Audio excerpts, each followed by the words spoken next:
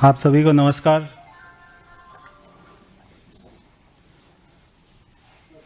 आज आपके सामने एक बार फिर से जो दिल्ली की जनता को धोखा देते आए हैं, अन्ना आंदोलन का सहारा लेकर, महात्मा गांधी जी की फोटो का सहारा लेकर, शहीद भगत सिंह जी, बाबा साहब अंबेडकर जी की फोटो का सहारा लेकर, आम आदमी पार्टी की टोपी पहनकर 1 रुपए के स्टैम्प पेपर के ऊपर में एफिडेविट देने वाला कि मैं सरकारी घर नहीं लूंगा, बंगला नहीं लूंगा, गाड़ी नहीं लूंगा, बच्चों की झूठी कसम खाने वाला दिल्ली का रहमान डकैत, और आज उसी के रहमान डकैत का धुरंधर पिक्चर का जैसे सीक्वल आया था 2, वैसे ही शीश महल 2 ये आज हम आपको दिखाने जा रहे हैं। केजरीवाल जी ने पहले दिल्ली में शीश महल बनाया, हम सभी जानते हैं। वो शीश महल कब बना? जब दिल्ली में कोविड की वेव थी। दिल्ली की जनता कोविड की दवाई मांग रही थी, दिल्ली की जनता मर रही थी, दम घुट रहा था। उस समय एक भी दिन दिल्ली के शीश महल का काम नहीं रुका, ऐसा केजरीवाल जी के आदेश थे। और उसी के साथ में मैंने आपको दिखाया था कि उसका एक्सटेंशन भी बन रहा था, जिसमें 70 करोड़ रुपए का बजट पास किया गया था। जब हमारे दिल्ली के धुरंधर मतदाताओं ने दिल्ली के रहमान डकैत को हरा दिया, तो उसके बाद में वो पंजाब चले गए। पंजाब में जाने के बाद में भगवंत मान जी की मुश्किलें बढ़ गई, क्योंकि भगवंत मान जी के घर के चारों तरफ में जो 4 सरकारी बड़े घर हैं, उसमें से एक पर केजरीवाल जी ने कब्जा कर लिया, दूसरे पर दिल्ली के पूर्व स्वास्थ्य मंत्री सत्येंद्र जैन ने कब्जा कर लिया, तीसरे पर राज्यसभा के सांसद संजय सिंह जी ने वहां पर कब्जा कर लिया, और एक पर मनीष सिसोदिया ने कब्जा कर लिया। तो वहां पे पंजाब में भगवंत मान जी परेशान हैं कि आपने दिल्ली से अच्छा हरा कर भेजा और ये चारों तरफ मेरे को घेर कर बैठ गए। वहां पर उन्होंने दूसरा शीश महल बनाया। आज दिल्ली के अंदर में वो पिछले कई सालों से कोर्ट में जाते रहे, मुझे घर दो, मुझे घर दो, मुझे बंगला चाहिए, मुझे बंगला चाहिए। और जब उनको बंगला मिला, जहां पर वो कल हमें पता लगा कि उसमें शिफ्ट हुए 95 लोधी स्टेट, जब उसकी पिक्चर सामने आई तो हम हैरान हो गए। मैं सादगी से रहूंगा कहने वाला आदमी आज आलीशान तरीके से रहता है। अभी हम आपको वो सारी पिक्चर दिखाएंगे जो केजरीवाल जी ने अपने नए घर में किस तरीके से काम किया, वो सारा इसमें आपको दिखाई देगा। मैं सोचता हूं कि बार बार इतनी कसम खाने वाला व्यक्ति, उसको ऐसे घर में नींद कैसे आती होगी। मैं जब गया था शीश महल देखने के लिए, तो मैंने पूरे घर को दिखाया था देश की जनता के सामने। और मैं वहां पर जब मैं देख रहा था तो मैं सोच रहा था कि ऐसे सिल्क के कारपेट पे रहने के बाद, ऐसे करोड़ों रुपए बाथरूम में लगाने के बाद, ऐसे करोड़ों रुपया बेडरूम में लगाने के बाद में वहां पे नींद कैसे आती होगी? क्या आपको अपने आप से घिन नहीं आती? वहां पे सांस कैसे आती होगी? दम नहीं घुटता आपका? आप अपने परिवार के सदस्यों को शक्ल कैसे दिखाते होंगे कि पूरे देश में अपनी ईमानदारी का, सादगी का ढिंडोरा पीटने वाला व्यक्ति, अपनी जेब में 2 रुपए का रिनोल्ड का पेन लगाने वाला आदमी, शर्ट का, पैंट का एक्स्ट्रा लार्ज साइज पहनने वाला आदमी जब अपने घर में जाता होगा और उसके घर वाले देखते होंगे कि अभी अभी तो मेरे पिताजी इतना अच्छा भाषण दे के आए हैं सादगी का, ईमानदारी का, और अभी जब वो घर आते हैं तो एकदम से ऑर्डर करते हैं कि मुझे वियतनाम का मार्बल चाहिए, मुझे ऑटोमेटिक हमारे खुलने वाले कर्टन चाहिए। तो कैसे नींद आती होगी, कैसे सांस आती होगी, ये बहुत बड़ा सवाल है। तो मैं आपको वो पिक्चर्स, सबसे पहले जो देश की जनता ने अभी तक नहीं देखी है पिक्चर, आज आप सभी मीडिया के भाइयों के साथ से सहयोग से देश की जनता को वो पिक्चर हम दिखाने जा रहे हैं।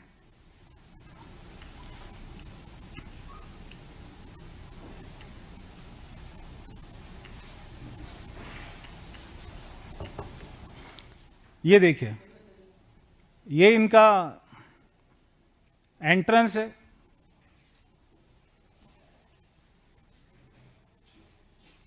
ये मैं आपको बता दूं कि सरकारी घर है, मगर इस घर में जो पैसा लगा है वो सरकारी नहीं है। आपको ध्यान होगा जब शीश महल की बात आई थी और दिल्ली की जनता ने जवाब दिया था, तो केजरीवाल जी के पास में एकमात्र अपने बचाव में उनका डिफेंस था। उस एकमात्र डिफेंस को भी आज मैं खत्म कर देता हूं। उनका डिफेंस था कि मैं क्या करता, दिल्ली सरकार के चीफ इंजीनियर ने,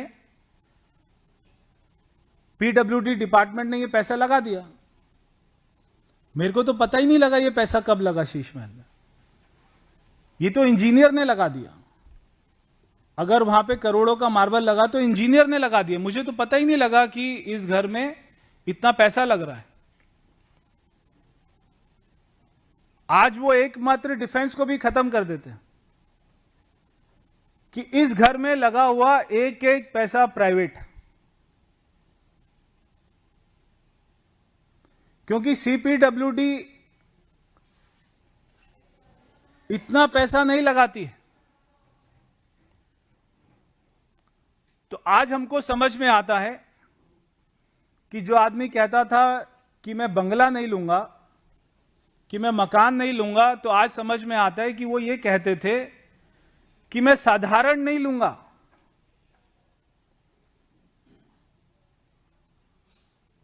महल ले लूंगा, मगर साधारण घर नहीं लूंगा, मैं तो महल लूंगा। ये आज देखकर समझ आता है। ये देखिए, ये इनका ड्राइंग रूम है, ये इनका लिविंग रूम है। नीचे कारपेट देखिए, ऊपर का छत देखिए। ये इनके सोफे हैं, सोफा ऑप्शन 1, सोफा ऑप्शन 2।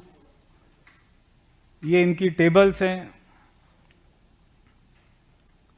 ये घर देखकर ऐसा, दिल्ली के ल्यूटन जो भी सरकारी घर हैं उनमें से शायद एक भी घर ऐसा नहीं होगा, शायद डीएमके, टीएमसी, कांग्रेस के भी नेताओं का, मंत्रियों का जो रहे हैं, उनका भी घर ऐसा नहीं होगा। लेदर का सोफा। ये देखिए, बेडरूम देखिए, पेरेंट्स बेडरूम।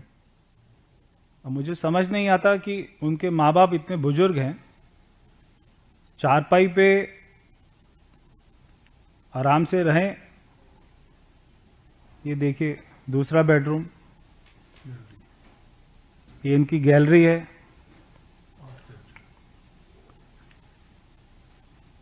ये एक और इनका रूम है, ड्राइंग रूम है।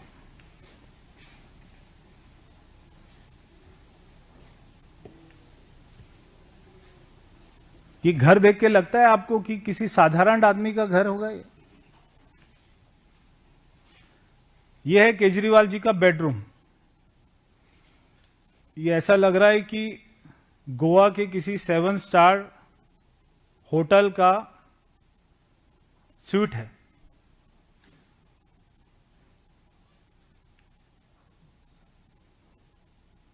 ये एक और बेडरूम है। टोटल 5 बेडरूम इसमें बताए जाते हैं।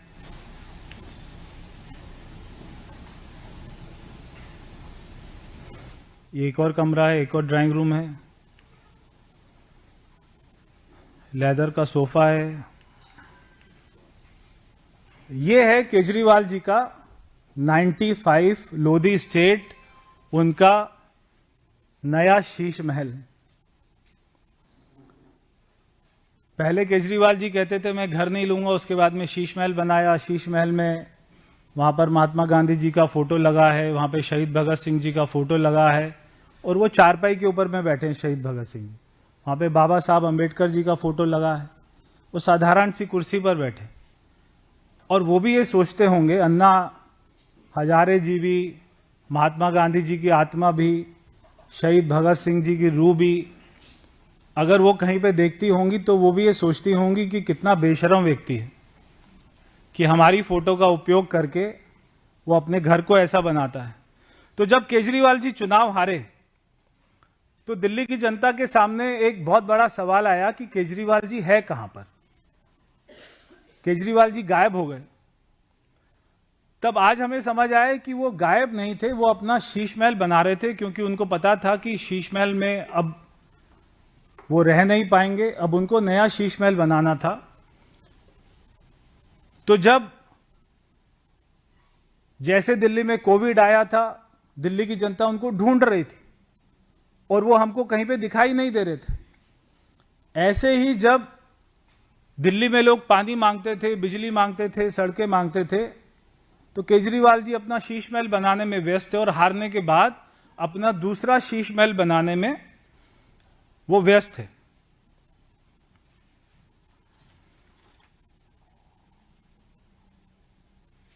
अपने आप को आम आदमी पार्टी कहने वाले आज वो राजा की तरह रहते हैं, इसमें कोई बुरी बात नहीं, वो रहें, मगर अपने आप को आम आदमी पार्टी तो ना कहें। आपको अपने घर में प्राइवेट पैसा लगाना है, लगाइए, इसमें कोई बुरी बात नहीं, मगर उसका ढोंग करना, ऐसे कपड़े पहनना, टूटी हुई चप्पल पहनना, रिनोल्ड का साधारण सा पेन लगाना और अपने आप को साधारण व्यक्ति दिखाना, ऐसा ढोंग करना खराब है। आप जैसे अंदर हैं वैसे ही बाहर दिखाइए अपने आप को।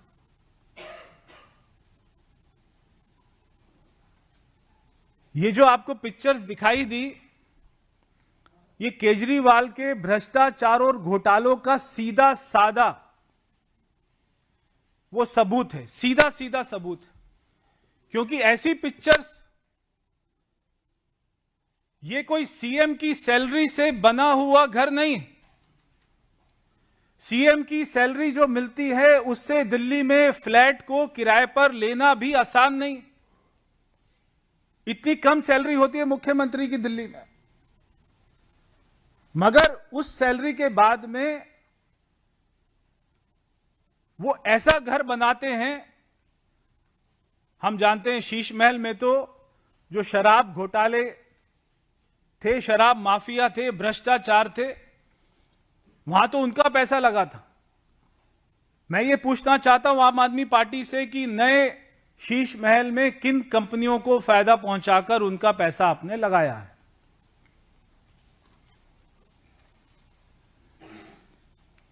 हमें लगता था कि केजरीवाल जी शीश महल में रहते हैं, मगर आज समझ में आया कि शीश महल केजरीवाल के अंदर रहता है। जो बाहर नहीं निकल पा रहा है, जो उनको ख्यालों से, मन से, दिल से, दिमाग से शीश महल केजरीवाल के अंदर से बाहर नहीं आ पा रहा है, और वो इतनी तरीके से उनको घेर कर बैठ गया है कि आज उनको देश की जनता का, दिल्ली की जनता का और पंजाब की जनता का दुख नहीं दिखाई देता। मैं आम आदमी पार्टी के कार्यकर्ताओं से पूछना चाहता हूं, आम आदमी पार्टी के कार्यकर्ता पूरा जिंदगी भी अपने आप को घिसते रहेंगे तो ऐसा मकान नहीं खड़ा कर सकते। तो आम आदमी पार्टी में, पूरी पार्टी के अंदर में क्या एक ही व्यक्ति ऐसा है जो ऐसा मकान बना सकता है? दूसरा कोई व्यक्ति आम आदमी पार्टी में ऐसा मकान नहीं बना सकता, क्योंकि वो अफोर्ड नहीं कर सकता, उसको ये सारे घोटालों का पैसा मिलता नहीं। क्यों आम आदमी पार्टी में एक ही कार्यकर्ता है, एक ही नेता है, एक ही मंत्री था, मुख्यमंत्री था, जो ऐसे घर बना सकता है? दूसरा कोई व्यक्ति, मैं आम आदमी पार्टी के कार्यकर्ताओं से पूछना चाहता हूं कि आप में से बहुत सारे लोग ईमानदारी से काम कर रहे होंगे, बिना पैसे लिए काम कर रहे होंगे, यही कारण था कि कल उनके ईमानदार नेताओं ने पार्टी छोड़ी। जब उन्होंने बार बार केजरीवाल जी का भ्रष्टाचार देखा तो उनकी पार्टी में दम घुटने लगा और आखिरकार एक दिन जो आना था उन्होंने इस पार्टी को छोड़ा। और मैं हमेशा से कहता था, जिस उनके कार्यकर्ता में स्वाभिमान होगा, जो कार्यकर्ता उनका खुद गर्ज होगा, जिसमें ईमानदारी बची होगी, वो कभी भी केजरीवाल की आम आदमी पार्टी में नहीं रह सकता, केजरीवाल के साथ में काम नहीं कर सकता। आजाद भारत के इतिहास में यह पहला इंसान है जिसके शौक खत्म नहीं हो रहे। सबसे ज्यादा शौकीन व्यक्ति अगर आजाद भारत के इतिहास में कोई पैदा हुआ है तो उसका नाम है अरविंद केजरीवाल।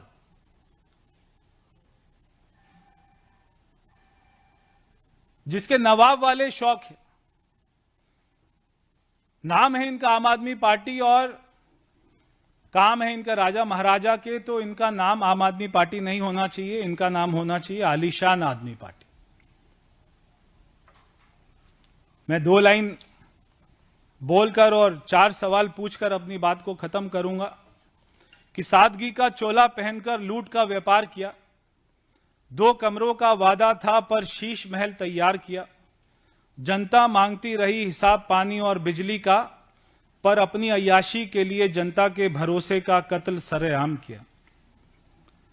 आज मैं अरविंद केजरीवाल जी से 4 सवाल पूछना चाहता हूं, पूरी आम आदमी पार्टी से 4 सवाल पूछना चाहता हूं कि क्या केजरीवाल जी बताएंगे कि लोधी रोड वाले बंगले में जितना पैसा लगा है, ये जो नया शीश महल उन्होंने बनाया है, इसमें जितना पैसा लगा है वो पैसा कहां से खर्च हुआ और वो पैसा किसका है?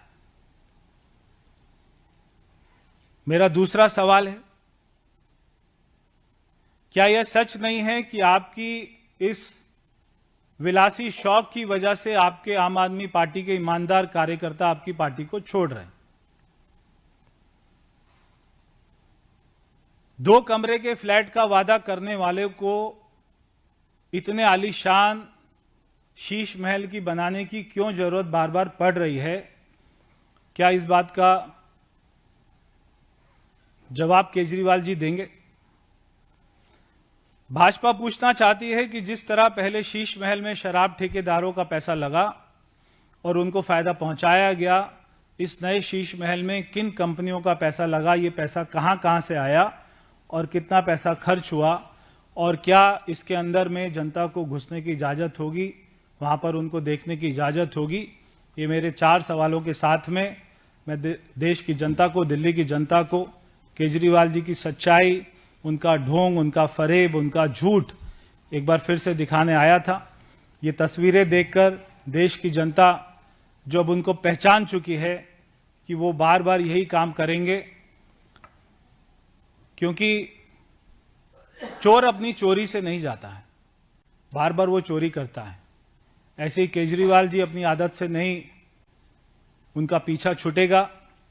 मगर मैं उनसे कहना चाहता हूं कि सबको ऊपर जाना है, भगवान को एक ना एक दिन जाके जवाब देना है। किस मुंह से आप उनको जवाब दे पाएंगे इतना ढोंग करने के बाद में? बहुत बहुत धन्यवाद। दोबारा दिखा दें। वही जाएंगे।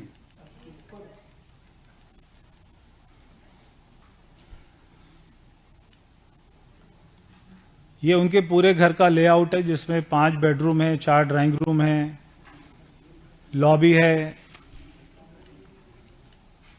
बाथरूम की पिक्चर इसमें नहीं है। जो शीश महल में हमको गोल्डन टॉयलेट सीट जो हमको नहीं मिली थी, शायद वो इसी घर में आई है।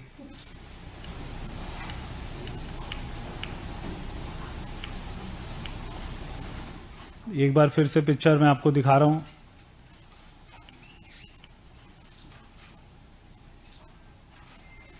जितना दिमाग उन्होंने पूरे एक एक कमरे में, कारपेट कौन सा होना चाहिए, पत्थर कौन सा होना चाहिए, लाइट कौन सी होनी चाहिए, पेंटिंग कौन सी लगनी चाहिए, कलर क्या होना चाहिए, ये सब में लगाया होगा। अगर इतना दिमाग वो अगर दिल्ली की जनता में लगा देते, दिल्ली के कामों में लगा देते, इतना समय भी लगा देते, तो शायद आज उनके कार्यकर्ता उनकी पार्टी को नहीं छोड़ के जा रहे होते।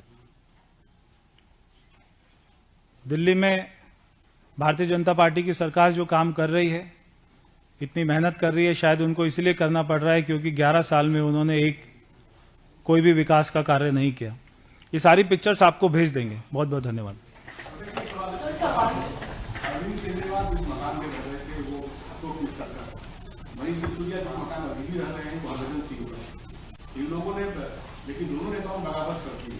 क्या कहना चाहेंगे, दूसरे का मकान हड़प के रह रहे थे या गवर्नमेंट कब्जा? देखिए, कोई किसी के मकान में नहीं रह सकता। तो हरभजन सिंह जी और जो है मित्तल साहब वो इस बात को तय करेंगे कि वो उनको लीगल नोटिस भेजेंगे या वो सीपीडब्ल्यूडी में कंप्लेंट करेंगे कि उनको उनके घर से निकाला जाए। उनको उनका घर मिलना चाहिए।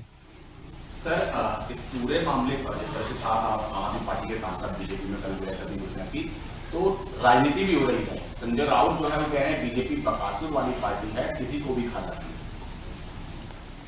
देखिए, अगर कोई अपनी पार्टी में जिसका दम घुट रहा है, कोई अपनी पार्टी में नहीं रहना चाहता, कोई देश के लिए काम करना चाहता है, कोई हमारे प्रधानमंत्री मोदी जी की नीतियों से प्रभावित है, कोई उनके साथ में पीछे रहकर काम करना चाहता है, कोई उनके साथ में मिलकर काम करना चाहता है, उस हर व्यक्ति का हमारी पार्टी में स्वागत है, जिसके लिए देश सबसे पहले है, उसके बाद में वो स्वयं है। गुजरात में आम आदमी पार्टी जिस तरीके से उभर कर आ रही है, उससे मोदी सरकार इतनी डरी है कि उनके सोशल मीडिया पेजेस को बैन कर रही है। आम आदमी पार्टी का इंस्टाग्राम पेज मोदी सरकार ने बैन करवा। देखिए, आम आदमी पार्टी जितना उभर के आ रही है, ये तो जो अगले साल में पंजाब का इलेक्शन है उसमें हमारे सामने आ जाएगा। धीरे धीरे जो इनकी राष्ट्रीय पार्टी का एक इनको स्टैम्प मिला हुआ है, जब इनकी सारी सरकारें चली जाएंगी, विधायक सारे हार जाएंगे, हर राज्य में इनका वोटिंग परसेंटेज इनका कम हो जाएगा, तो ये राष्ट्रीय पार्टी का भी, और ये उसके बाद में जो इनको ये घर मिला है राष्ट्रीय पार्टी के अध्यक्ष के नाते, वो भी शायद एक ना एक दिन ये भी हाथ से निकल जाए। भगवत मान ने ट्वीट किया है, 7 मसालों का नाम दिया है और बोला है कि इन सबसे सब्जी तो बढ़िया बनती है लेकिन आपस में मिलकर ये सब्जी नहीं बनती। अब देखिए, भगवंत मान जी की कौन सी वीडियो बना रखी है अरविंद केजरीवाल जी ने, ये तो मुझे नहीं पता। बाकी उनका भी मन है जरूर कि वो कब अरविंद केजरीवाल जी उनका साथ छोड़ दें या वो उनका साथ छोड़ दें, क्योंकि जैसे मैंने बताया है कि पहले जो भगवंत मान जी के मुख्यमंत्री निवास के चारों तरफ में जो बंगले थे वो सारे खाली रहते थे। जैसे ये मनीष सिसोदिया, सत्येंद्र जैन, अरविंद केजरीवाल दिल्ली से हारे, सब ने उनको घेर लिया है। अब वहां पर भगवंत मान जी का भी दम घुट रहा है। अब वो किस प्रेशर में, कौन से वीडियो के प्रेशर में ये सारी बातें बोलते और पार्टी को नहीं छोड़ रहे हैं, और नहीं छोड़ेंगे तो उनका भी हाल वही होगा जो आने वाले अगले साल में वहां पर आम आदमी पार्टी की सरकार का होने वाला है। सर, पंजाब से भी जैसे केजरीवाल सरकार ने कई वादे थे पूरे नहीं किए, और वहाँ पे क्या लगता है कि पंजाब में भी उनकी पार्टी टूट सकती है? आपने भगवंत मान का भी कहा कि पार्टी, देखिए, पार्टी टूटे या नहीं टूटे, पंजाब में उनकी सरकार का जाना तय है। धन्यवाद।